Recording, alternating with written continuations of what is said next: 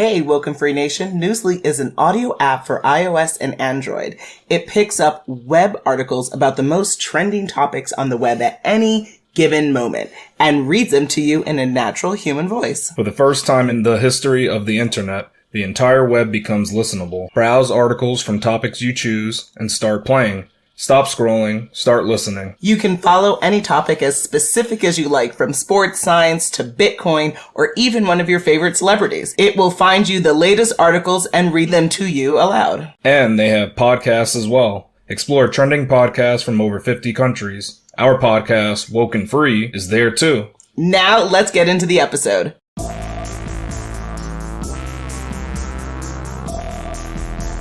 Hi, it's Natasha. And Khalil. And we are the co-hosts of WokeNFree. Thank you for tuning in to our 272nd episode of WokeNFree. If you've been tuning in every week for WokeNFree Wednesday, you know that WokeNFree is all about being real and honest with each other and you. We talk about everything and anything important to us, you, the world, and nothing is off the table. This week we're asking the question, is price tourism killing the economy of developing nations? So before we dive into that subject, definitely a couple of things to cover. First, have you gone to WokeNFree.com not only to listen to this episode, but to download it through the Podbean app? If not, please do so immediately. If you have the app, you can put in your comments and you can share your thoughts on this very heavy and very meaningful subject. Now, if you can't download new apps on the device that you listen to podcasts on, there's a couple of tiers that are shed, but what you can do, alternatively, is go to WokeNFree.com, go on the Listen tab, and then pick your platform of choice where you want to follow and subscribe to WokeNFree at. So we're on iTunes, TuneIn, Stitcher, Google Play. Subscribe to our YouTube channel, SoundCloud, iHeartRadio, Spotify, Pandora, Samsung, podcast. We're everywhere. So lots of places to consume WokeNFree. Also on WokeNFree.com, you can click subscribe to follow the show through the Podbean app. And on social, you can holler and follow us on Facebook, Instagram, Twitter, YouTube, subscribe, TikTok, Pinterest, and LinkedIn at WokeNFree. And if you have like 90 seconds of time, which of course you do, we would love a review of the show. How's it feeding into you? So again, go to WokeNFree.com, go in the Listen tab, and then pick your platform of choice where you'd like to review the show at. Now, I believe I kick it to you, Khalil. Yeah, you can if you like to. Mm-hmm. Before starting the conversation, we like to share a little bit about ourselves. This week, we are asking, would you rather play a hardcore game of kickball or volleyball? Now, when you mean hardcore, you mean like where I can be or you can be physically harmed by playing the game? No, but you just take it seriously. It's not like a light game where you don't put any effort in. So again, then elaborate. When I take it serious, am I crying at the end of this? When you take it seriously, it means you don't pull out your phone during the game. That's okay. That's a great example. But there's no physical violence that can ensue. No, there's no violence or fighting. You just take it serious. Like you are actually trying to win. Is there money attached to this? You're playing like there is money attached to it. That's the whole point of it. But there isn't an opportunity to make money from there. Could be, but that's like a side gambling channel that you're using. A side gambling channel. Yeah. Yes. That's that. Not everybody is privy to that. But that has to be legal and authorized, though.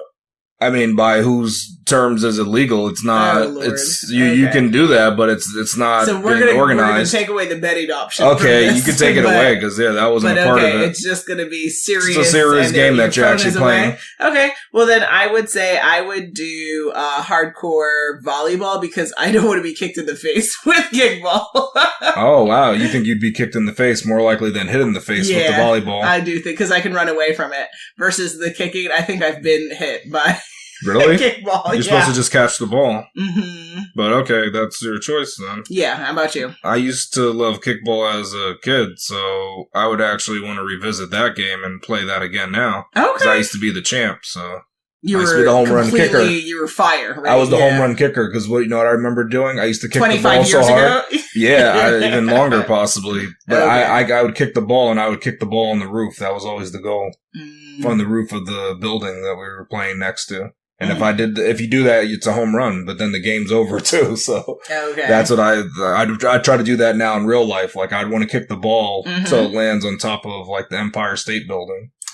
That's the kind of kicks that I would do. Nice old New York reference. Yeah, but I'm going to do it from within the state that I'm playing the game within Arizona? Well, I would do it from Hawaii, actually. So I'd play kickball in Hawaii, and I'd kick the ball so hard it goes across the freaking globe. So that's what I imagine in my mind, because it's a hardcore game. You're starting this episode completely delusional. Oh, okay. I just imagined that just being... So it's kind of like, I'm going to kick the ball on a tour, right? Ah, that's where we're going with the ball taking a tour around the globe. Okay. Mm-hmm. So we've got to ask that. The ball is taking this tour around the globe. Are people doing that? And maybe we should actually just define what is price tourism. I'm so glad that you asked. As explained by you to me, for the context of this episode, you've explained the importance of wanting us to talk about this idea of price tourism, which you've explained to me as buying products in less developed nations or countries that those same products would typically be more expensive in our home country. So instead of buying something, say, in the US, I go and I get it in China because it's cheaper. I get it in India because it's cheaper. Yeah. And then we'll talk essentially about the economic impact of this behavior. Okay. And where I got my definition from was, and where I actually saw this topic was on Kotaku. And they define price tourism as the scummy practice where people spoof their location so as to take advantage of emerging economies in the poorest parts of the world. An example they give is that people purchasing a digital game that is $24, they go to a website and what they do is they spoof their IP address to purchase the game at a local rate, where it's $1.50 as opposed to $24. So they have huge price savings getting this digital game, and then they can just that's a big savings, right? So they have like that There's different ways to do it. The most easiest way to change your IP address is do the VPN. So it makes it look like you're from you're in that nation. Okay. Yeah, so you do that, and then you'll get that price. So it's even with streaming things, like when you go other places, you see different content. Well, yeah, I saw that whenever I've gone to Canada, the Netflix showings is different than because now your IP is a Canadian IP as opposed to American, but you can stay on American soils and see that same thing. Just change your IP to something that's from but that's that region. Totally illegal to do that, right? It depends on the terms and conditions of the provider. They usually are against the rules, especially for the streaming sites, because they do that for a reason. They don't have license to show crazy. it. I mean, if people, that's but people do this with buying items. Yeah, that's crazy. Oh my goodness. Okay, so then that begs the question: then is price tourism killing the economy of these developing nations and countries? So the site Kotaku, what they did is they talked about the game developers, what they'll actually do in response to this. Because what happens is that when people do the price tourism, the game developers, they actually lose money, because what they'll do is a ton of these people, instead of buying it at the rate that they were expected to buy it at, they buy it for much cheaper than it really costs for the game developers to make. So they end up losing money, actually, compared to they would have made money if those same people just bought it for the full price. Their jurisdiction. Yeah. So what they do is then they might actually decide not to sell it in the poorer regions. So the games won't even be available to those nations. They don't even have access to it. So then another thing they do is they might not sell the game or whatever the product is. But the other thing they might do is they can increase the price to where locals can't even afford the game. So it's there, but they can't buy it, but they made the price high because they know people do this price tourism thing and make it so that they end up losing money. So they just say, all right, we're going to increase the prices everywhere so you can't get over on us. Now, the thing I would say about the price tourism and the economy is that I didn't see much in terms of us tracking how often this is happening, and it might be kind of hard to track when you think about it. How are people even tracking that? How do you prove it? So can we say the extent? Is it actually killing the economy? I mean, we know it had, like I said, it has that effect of maybe these goods aren't even available now because people are acquiring them for such low prices at a rate that the locals wouldn't be able to do. So I think, they can miss out on certain items being available, and it definitely has the ability to hurt the economy. But I mean, what kind of goods is this happening to? Is it happening to like games and I don't know, movies, entertainment, and because that stuff's non-essentials. And are the non-essentials really like holding up the economy of the nations? That's probably not. That's the questioning that I look down. Okay, well, I mean, does this also happen within the idea of physical goods? Because you talked a lot about this for digital goods, but like for people who you could get, this toy that in the United States they're going to charge us $50 for, but it would be $7 elsewhere. I mean, I imagine people are also finding ways to get things cheaper that way. And then is that really helping the economy of those poorer nations? You have to wonder. Is usually the only thing I'd say with physical goods is usually they have like a tax or something that they get you with, where it makes it where it's not worth it to do it, because they try to stop people from doing that. So as long as those are in place, then that can't happen, but I don't know if that's every people country. Definitely start to prevent that. Yeah. And I've seen things too where I've gone online, and if I buy from a different site, I could get a lot cheaper price than if I just bought on the home site, or bought it from my home country. I mean, you have to wonder. So it is possible to do that. At the end of the day, that with a global economy, like, why do we still have so many nations that are poverty stricken? And that even if they are manufacturing products that end up being sold or developed for U.S. use or, countries like the United States, why are there still so many children starving, so many people in poverty? And so you have to wonder that maybe because the price point, like for services, right? If you want services done, typically it will be cheaper internationally than it will be here. So thus, because there's an expectation or a set standard of like, you all will perform at a cheaper rate, are they even getting enough of a premium to be able to improve their technologies, improve their factories? Because we hear about that all the time, about people working in these really poor kind of conditioned factories because they're pumping out these products for this global economy that they're trying to be a part of, but it's not bettering the people, and those people aren't being paid livable wages, or those wages would never be livable in any other country. Well, they're livable there though. But it's not improving the economics of those households, because they're still making these $1 a day situation where it's hard, because it's like, at what rate do you increase that? Because then again, you have to increase the cost of goods, because otherwise their economy still could collapse if if everybody became like millionaires there, whatever that would be. Yeah, it would be.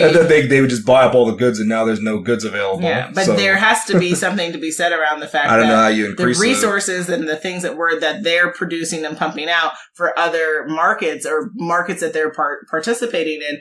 Is it really bettering the nation there?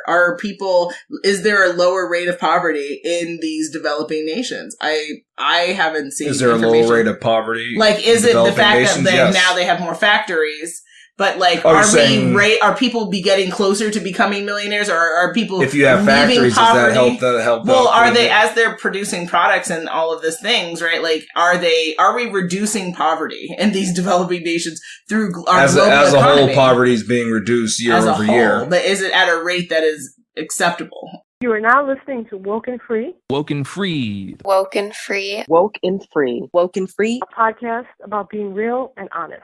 Well, it's that's subjective, right? Yeah, no one can say. But technically, more and more people are being brought out of poverty, like absolute poverty. We're not talking about middle class and all that stuff, just poverty, though. Okay. So, do you think there's a solution for stopping this price tourism?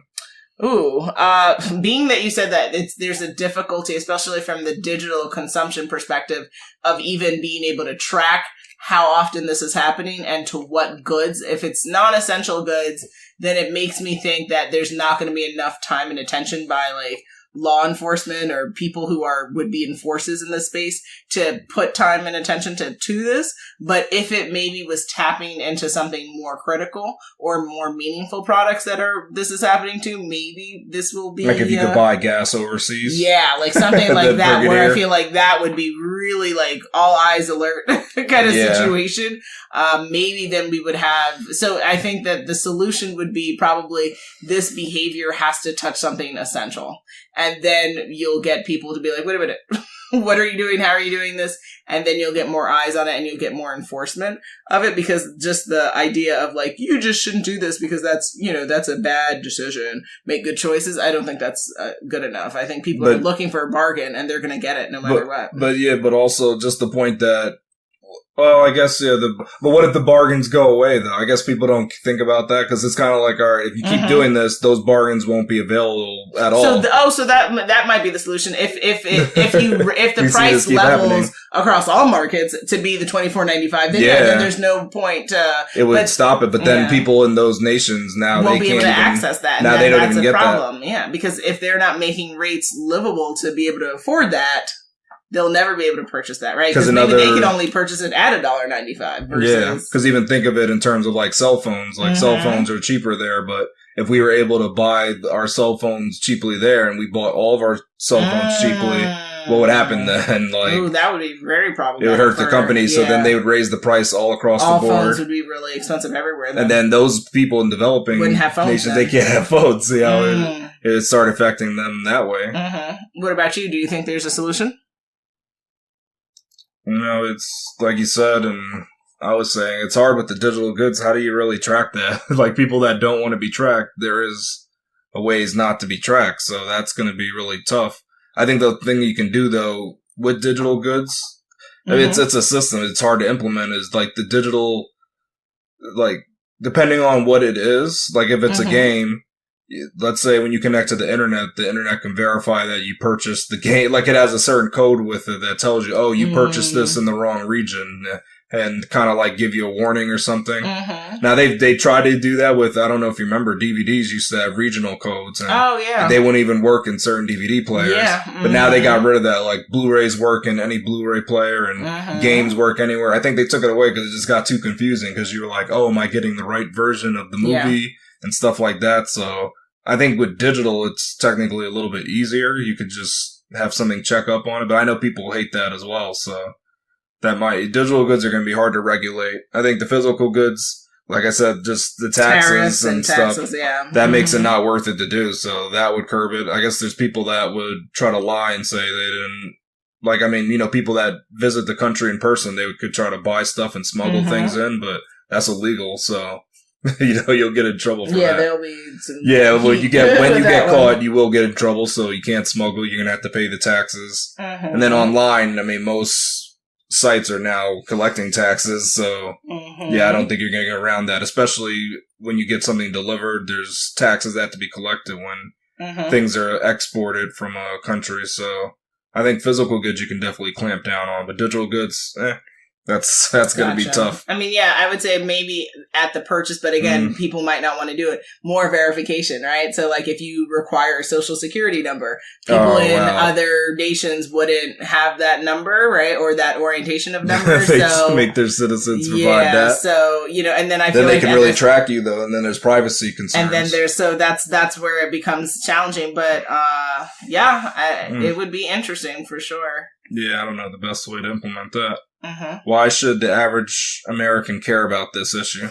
So I think it really comes down to the human issue, which is, even though these are concerns around people making savings on digital products like in other nations, we have to be concerned about these other nations, even if you don't live there, even if you'll never visit there, because we are a part of the one race, the human race, and we live on one planet, or as of right now, planet Earth. And ultimately, we need to have conversations and start to make actionable steps towards ensuring that livability and wages and equity and like just living and how we all orient and live in this world is more comparable to each other. So the things that are happening in America need to, at some point in this world, at least I believe, I'd love to hear your thoughts on this, it has to be measurable or comparable to other spaces. So kind of like, could you replicate your life in Indonesia? Could you replicate your life in Malaysia? Could you replicate your life in Ukraine? Could you replicate your life in Jamaica? Could you, and as of right now, the answer is no. Yeah, there's logistical issues, right? But the problem is, because I don't know if we're taking enough steps to ensure that livability is comparable. And that's everything from purchasing to also how people live, how places are built, the types of access to stores and commerce, and there's a host of things that would have to be changed and constantly worked on to be able to say, hey, in 100 years, your life could be the same anywhere on this planet. But I don't even know if we're working towards that goal. I would like to see that. I think that where you can live anywhere and live the same. Live this comparable at least, right? Even if Amazon's not there, not everybody. So I mean, one biggest problem is not even all nations agree in that. Not all nations want to industrialize, right? I don't think that's a true statement to say every nation wants to industrialize, and if you don't, then I think that's a true. It's like not that, not work. every nation is in alignment there, but don't people want their nations to have people like kind of rise? Because even poverty, when you look at poverty, it is a lot more severe in other places than it is here, right? Definitely. Like, and people suffer here. People suffering in the United States, but go to like any developing nation, and it's like a lot worse. So wouldn't those nations like to see their people like suffer less? And not all of them. I think some of them just want to know that they're very selfish and they just want to make sure they're doing well, kind of thing. And they don't care about their people. That happens a lot where it's just you have corrupt leaders in place and you don't have a system to really boot them out. So what happens is the nation as a whole just suffers.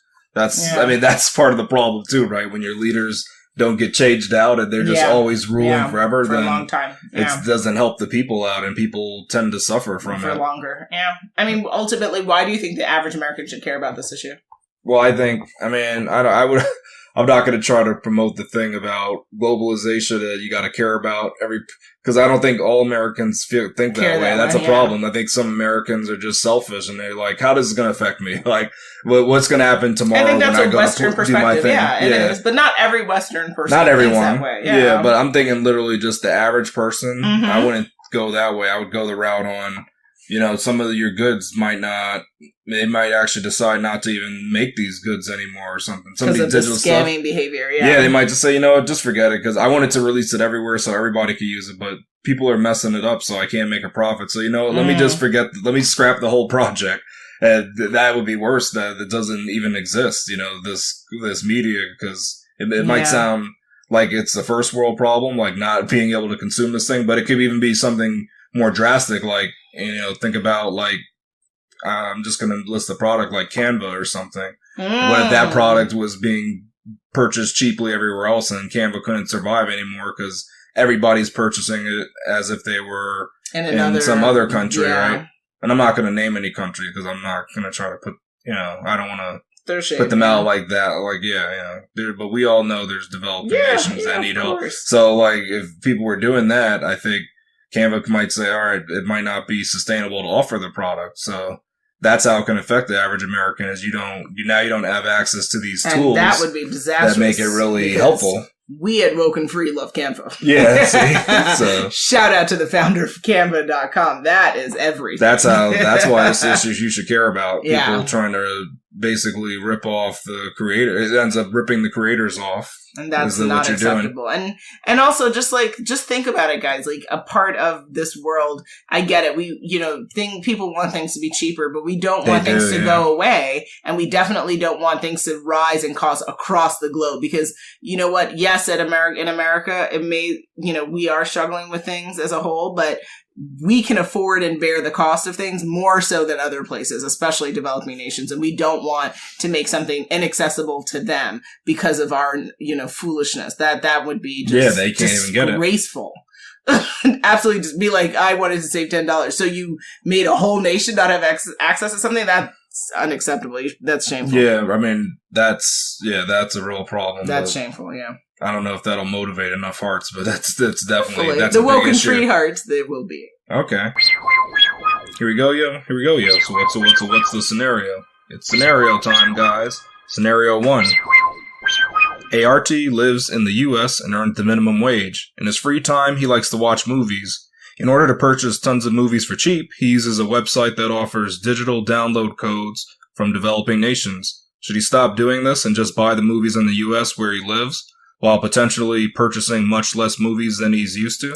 I have an even better solution for this person. Yeah. What he can do is sign up for his local library, and he can go and watch the movies for free, and then only purchase films with discretionary income that he has for the films he likes the most. Because as a person who I have collected and purchased quite a bit of films, I'm not going to go back and watch all my films that I've watched. It's nice to look at them. It's nice to look at them digitally and also physically. But at the end of the day, when we die, we can't take this stuff anywhere, right? That's true. Let's be more cognizant and let's be more environmentally friendly and only purchase things that we need to actually purchase, but consume digitally. You can rent things. You can take things out from the library for free and save your economic, household some nice cash there. That's true, yeah, definitely. And I like that idea. And also, there's actually a lot of free streaming sites you can use now to get your movie fix, to be honest. There's a ton of sites you can go to. Yeah, that's true. And even, Crackle, right, is one of them. Yeah, Crackle's one, but Plex has a whole movie collection now Pluto, that they offer. TV. Yeah, Pluto, and then if you're a Prime subscriber, they also offer some free channels. Freedom or something like that. Yeah. Oh, and then I guess you're talking about that other thing they acquired. Yeah, I'm not as familiar with that, but yeah, they offer that as well. That has a ton of movies that you can watch. So you can get there's a ton of, like, besides the library, there's a ton of ways you can even stream movies. So, and I think even Redbox might have some. Yes, Redbox does have free streaming as well. Yep. Yeah, there's so much now compared to before. I understand, before it was harder, in maybe early 2000s and earlier, then it would have been hard to do this. But the time that we're living in now, as long as you have an internet connection, you can see a ton of movies for nothing. Absolutely, it's just the cost of your internet, so you don't have to do this practice. Theft, essentially. I don't know if you could call it theft, but I guess if you're stealing from the nation, improper use of codes from nations that you are not resident of. Yeah, it's not even piracy. This is a little different, but yeah, it's a messed up thing. Scenario 2. Josephine sells her popular digital comic all over the globe. The price varies by region, but she notices that it sells really well in all the regions where it is priced at its lowest. Should she consider pulling her comic from low-income regions to increase her profit margin globally? Oh, interesting. So is she suspecting that people in those other regions where the price is lowest are purchasing it, and they don't live in those regions and they're just trying to get a deal on her comic? That's what she's suspecting. Definitely. So I would say instead of pulling content from those regions, she might need to start to play around with the pricing, and maybe she can inch it up a little bit more, or she can do the demand kind of a demand strategy where it's like it's only accessible for X time at that low price, and then it goes to a little bit of a higher price point, and play around to see kind of how the numbers are looking for people purchasing it, and because ultimately, again, we don't want to put nations or places in specific situations where now they have less access to things because of kind of bad behavior or misuse of technology, things like that. So that would be my recommendation. All right.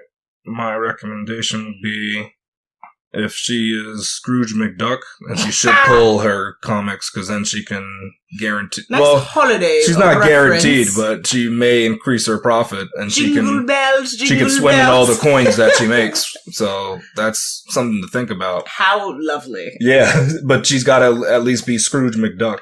Cheerio. If she's Santa Claus, then she can't do that. Then she has to make her product free everywhere. So, Mrs. Santa. Well, yeah. I guess that's how you could put it. So she has those two options. Either be Scrooge McDuck or Mrs. Santa, if you want. I don't think there's a middle ground between nothing or free. I think she could maybe consider a little bit of my recommendation before she getting to that space. She could consider what you do, or she could be extreme. She has a choice. Thank you. Scenario 3. Ira lives like a queen because she makes all her money in the U.S. and lives in a much cheaper nation. She's able to save lots of money by buying computer software locally. Since she makes her money in the U.S., should she buy software from the U.S. instead of her current location? Oh, that's an interesting question. I'm not sure if I have the insight for this, but I'll tell you what my thinking is. So you should operate based on the the technology you use. I think can be locally if you sourced if you are living there locally. I don't think she's taking advantage by getting equipment or technology at a cheaper rate because she's at least doing the work in the region. I think it would be worse if she, say, for instance, lived in LA and then was doing business in a third world country and then getting the technology and sourcing things in the third world country just so she could save money and not getting it in LA. Like, I think that's a little bit different. If you, say, live in Cuba and you work in Cuba, but you make a lot of your money throughout the United States, well, you should benefit from whatever savings you can get in Cuba because you're in Cuba. I mean, that's how I see it. So, yeah, what that are makes your thoughts? sense. Yeah, I mean, I agree with that. If she shouldn't have to try to go out of her way to buy stuff. If this stuff is available